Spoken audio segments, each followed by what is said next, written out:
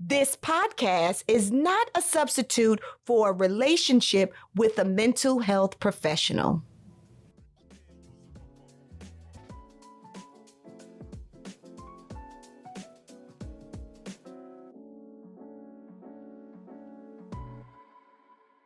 I am Andrea Wise-Brown. I am a psychotherapist and your mental health expert. And I am here to teach you how to keep your minds healthy and strong. But today, what I'm going to do is I'm going to break down the difference between mental health and mental illness. So I know, you keep hearing the words mental health over and over and over again. And so that's what your girl is here for. Okay, so today we're going to break it down, and I am going to break it down in a way that is palpable to you. It's going to be so easy to understand because I want you to get me and see me just like I see you. Yeah, this is not school. You know, you're just talking to your auntie. You know how sometimes, and I'll hear this in session, because as you know, I am a practicing psychotherapist. So in session, sometimes when someone may be talking about their family member or something, and they'll go, sometimes this person is mad at me. And then on the next day, they wake up and they're so nice. But then on the third or the fourth day, they're mad again. I think they bipolar. I hear that so much. Have y'all heard that? I'm assuming somebody out there is like, yeah, girl, I heard that, and that's what I thought it was. But that's not what that is. So usually what bipolar disorder is, it is diagnosed because of, remember, it's the symptoms and then the duration of times that you're having those symptoms. You can't be diagnosed with bipolar disorder because in 1 week you had these different moods. You was just moody. Or maybe you was PMSing. But that does not mean that you have bipolar disorder. So what bipolar disorder is, it's two different mood shifts, but the duration of the shifts are for a long period of time. So one of the mood shifts is depression. And when we talk about depression, it is not just being sad, because it is normal to sometimes just be sad. So it's being sad, but when I say sad, it's sad to the 10th degree. It's that sadness or that major depressive disorder that you feel when you literally can't get out of bed. Like you cannot brush your teeth. You don't even feel like washing your behind. When on normal any other day, it was easy for you to get up, brush your teeth, wash your behind. But now all of a sudden you are so sad that you feel like there is no need to do any of those things. And that's just regular self-care. Another symptom of that is when you don't want to do or engage in things that you love to do, things that make you happy. If it's read, riding a bike, taking a walk, talking to your friends, watching reality shows. Normally, you'd love to do those things, but now all of a sudden where your mood is, like you are so low in this depression that you don't want to do any of those things. A change in your sleep pattern. Maybe you sleeping too much because you just feel like anything out of me just being in the sleep, I don't want no parts of it. So you just stay asleep constantly. Or maybe lack of sleep. You can't sleep. You just cannot sleep and you're always going. Those things, a shift in your eating and how you eat, your eating patterns. So maybe you're overeating or maybe you're undereating, don't want to eat. So that is depression. And you'll see where there's some overlap in these 4 disorders that I'm talking about, because that really would be considered major depressive disorder. So those symptoms are associated with major depressive disorder. And remember, they have to last for a certain amount of time, a certain duration of time. But check this out. We're going to come back. So that's that major depressive disorder under this bipolar umbrella. Let's just say you have that and you're feeling that, and let's say it's 3 to 4 weeks consistently. And then you go from that to all of a sudden, you just want to get up and you want to take over the world. Your mind is racing. You have all of these thoughts about stuff that really is irrational to most people. And so now you are starting to engage in risky behavior like, oh, today I just feel like I want to go get a car. And then after I go get a car, I'm going to go get a house. But then after that, in 2 weeks, 3 weeks from there, my best friend, I love my best friend. And what I need to do is I want to get her a car too. While I'm getting ready to go get her a car, or even I'm thinking about it, I'm thinking, why don't we go shopping? It's been a long time I haven't had any clothes. So you take your card, but see, this is the thing. It's a difference if you have the money in the bank, but you don't even have the money in the bank. So this is what I'm talking about, risky behavior. You take that card and you go to, here in Dallas, it may be North Park Mall or the Galleria, and you shopping and swiping and shopping and swiping at all these high-end and low-end stores. So you running up credit cards. Like you're doing things that are not healthy. You're making risky decisions. So that's risky behavior. You're having discussions with people that you don't even need to be having, like maybe unfiltered discussions, just saying things that you just want to say. So it's really called manic, mania. So with bipolar disorder, you experience major depressive disorder, and you experience mania. That's a manic episode to where you aren't really thinking about your consequences. You are just acting.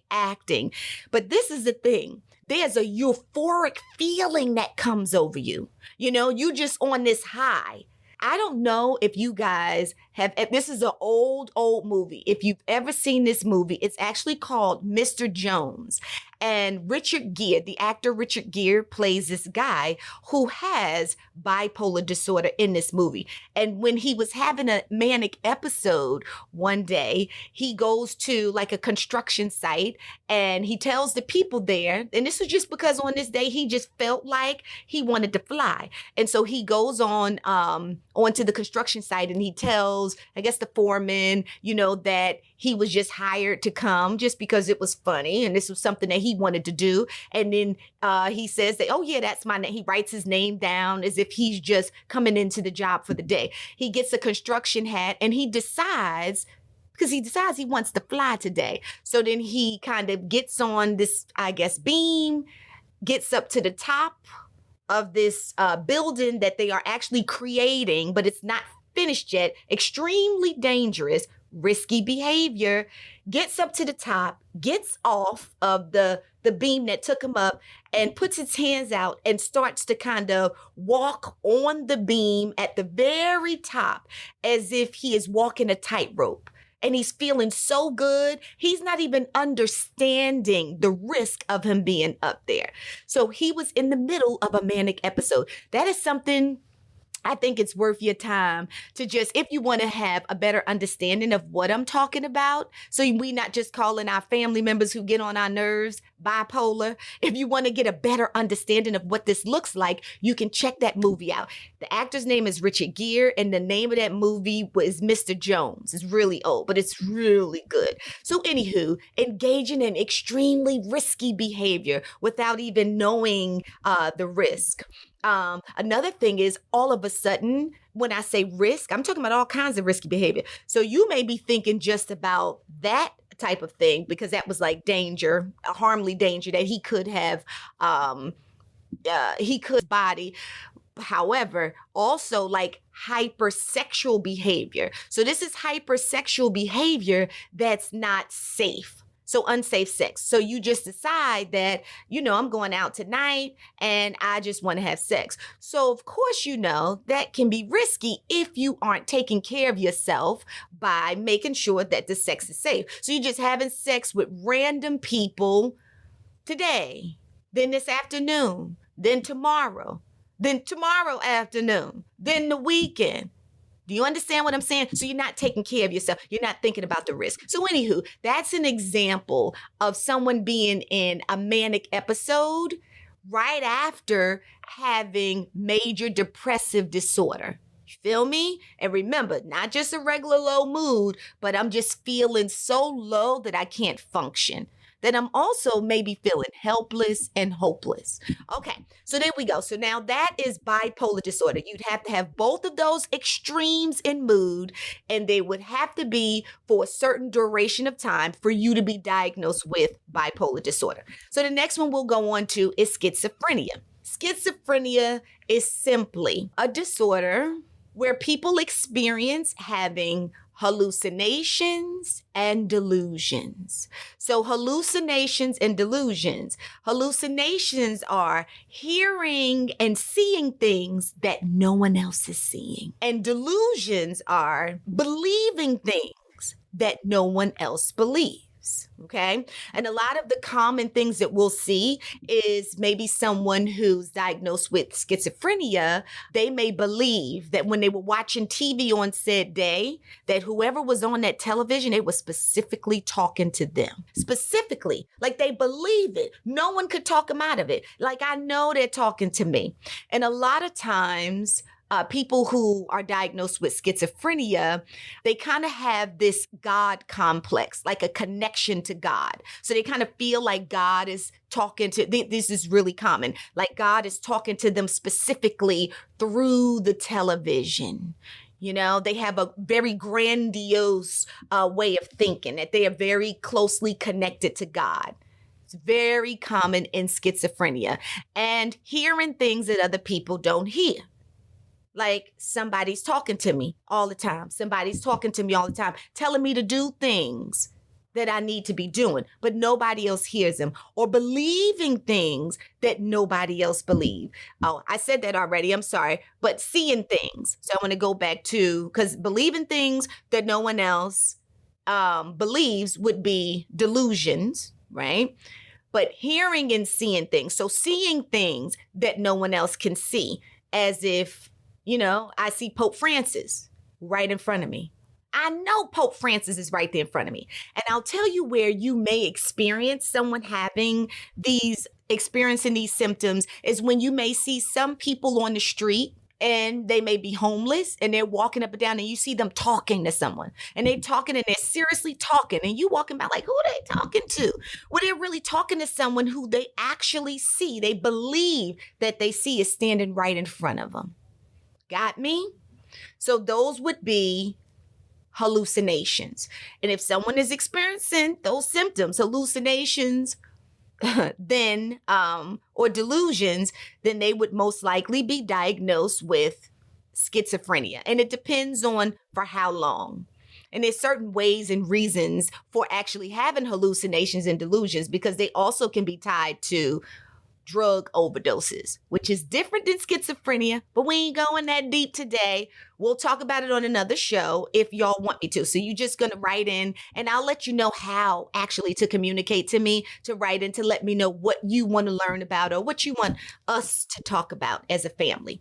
Okay, so now we're going to drop down to these other two disorders. So we have major depressive disorder, and then we have generalized anxiety disorder. So remember, I told you that these two are more common than the latter two that I just discussed.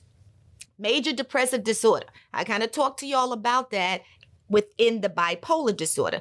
Major depressive disorder, we talked about that earlier, and that's when a person is experiencing the symptoms of maybe a change in eating patterns. Either they're eating too much or not eating at all, you know. Maybe a change in sleep patterns. Either they're sleeping too much, and I often see this where people are just sleeping too much because they don't want to get up and get back into life. So remember, this is not just feeling sad or having a bad day. That is normal. It is normal to feel sad sometimes and to have a bad day. It is normal. There are many reasons for that. Things in life happen that where your mood, where you react to those things. And then there's a little shift in your mood. But this is for a certain duration of time. And this is like a low of the low to a point where you, like I said earlier, you feel as if you don't want to do any of the things that you normally would like to do. Wasn't a big deal. It becomes a heavy task. And you start to feel like you're helpless, like you can't help yourself, like no matter what, you can't, and hopeless, like there is no hope. Like I can't even think past this moment. So I can't think about going to work tomorrow. I can't think about nothing that could happen like a vacation, a birthday. Like your hope, there is no hope. I can't think about maybe I'll make this amount of money or my paycheck. No, it's like it feels like a sense of just darkness. Like you just can't get past that. There is no light. So hopelessness. So that would be major depressive disorder. Okay. And remember, it's the duration of time. And now, generalized anxiety disorder. Everybody's walking around talking about anxiety. I got anxiety. Ooh, I got anxiety. I hear it all the time. Every reality show that everything anxiety. I go to the bathroom. I hear it on the commercials. Anxiety. Even on rom-coms, sitcoms, anxiety. But I'm going to tell you why. Because I'm not hating on it. I actually love the fact that more people are talking about it because then it normalizes anxiety. It normalizes mental disorders. So I'm here for it. I just want you to have the correct information. So anxiety, generalized anxiety disorder. Now, remember, it's the symptoms, it's diagnosed by the symptoms and the duration of time. And I'm hoping on the other side you and the duration of time, because then that means you get it. All right, so when we're talking about anxiety, here we go. Everybody in the world has anxiety. It's a part of our human condition and our human makeup is to have anxiety. But just because we have anxiety does not mean that we have generalized anxiety disorder, which is a mental illness. Okay, there's a difference, and I'll explain it to you. So I like to explain this as anxiety is something that everybody has, and not everybody's not wired for it to be generalized anxiety disorder, a disorder, right? A mental illness. So anxiety looks like, okay, I'm a little person. I don't know if I'm in kindergarten or I'm in the first grade, or put yourself in these shoes. And so now all of a sudden we know that there's a school play. And in the school play, I'm supposed to be a tree. And so when it's time to go be a tree, we all in line and we getting ready to go up and we're behind stage. And all of a sudden, oh my gosh, my heart is just fluttering. Like I'm starting to feel like, ooh, even a little hot and a little sweaty. Where we would say my nerves is bad because we got to get out there and I have to be this tree.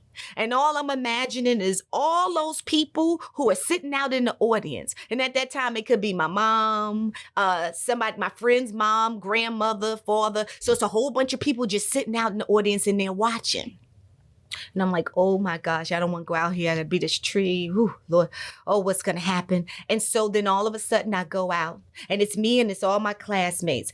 Most of the kids that are in that line, your classmates, are feeling almost the same flutter. Most of them, not everybody, because it's always one like a Timmy or a Tommy, and they're a risk taker. So they running around and jumping. They can't wait to get out there and do what it is they go, because they ain't gonna listen anyway. They ain't gonna follow the rules. But anywho, we getting back to you and me. But we stand in line, and all of a sudden, my chest is pounding.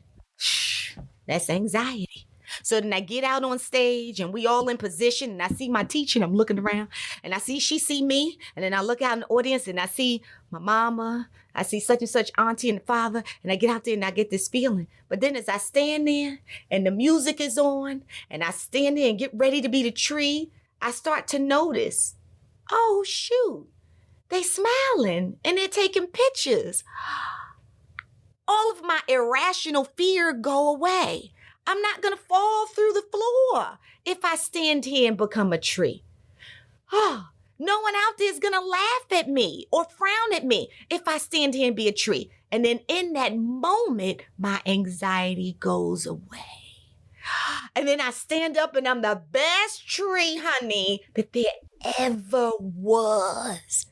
You feel me? So that's just normal. That would be a normal bout of just having anxiety. And that's what most people have. When you're in situations that may appear scary, yeah, your body reacts and you may have anxiety. But then what's normal is it goes away. Well, it doesn't turn into a disorder until, remember, it's the duration of time. But let's just imagine that same feeling that I felt and you felt as we stood up there when we were about to be the tree, when we stood up there, and it never went away. So even though we imagine that I didn't fall through the floor. They're not throwing darts at me. They ain't throwing apples. They're not crying. They're not frowning, but I'm still just afraid. And even when I walk off the stage, I'm still afraid. And even when I go and I meet my family, I'm still afraid. That is the difference between someone being wired to have higher anxiety than someone who has a normal level of anxiety. Anxiety is on a spectrum. And remember, it's not diagnosed as general anxiety disorder unless you have the symptoms and the duration of time. Okay, so there we go. So we're educated on mental illness. And even anyone who's diagnosed with a mental illness can still, guess what? Join the family here and become mentally healthy, because mental health is a lifestyle. So your mental health, meaning your health, your mind being healthy, affects everything in your life. So it affects your career. It affects your finances, how much money you make. It affects your romantic relationships. Yep, you and your boo. It affects your friendships. You know, sometimes people will come to me and tell me they can't keep a friendship with nobody. Well, boo, we have to check your mental health. Okay? It affects your parenting. There's some unhealthy parenting going on out here. But if your mind is strong and if your mind is healthy, we can create a change with all of that. So mental health, making your mind healthy. So mental health is positive. Mental health is about a lifestyle. And that is some of the things that we're going to talk about here. That is what this is about, mental health. I love you, family. I am Andrea Wise-Brown.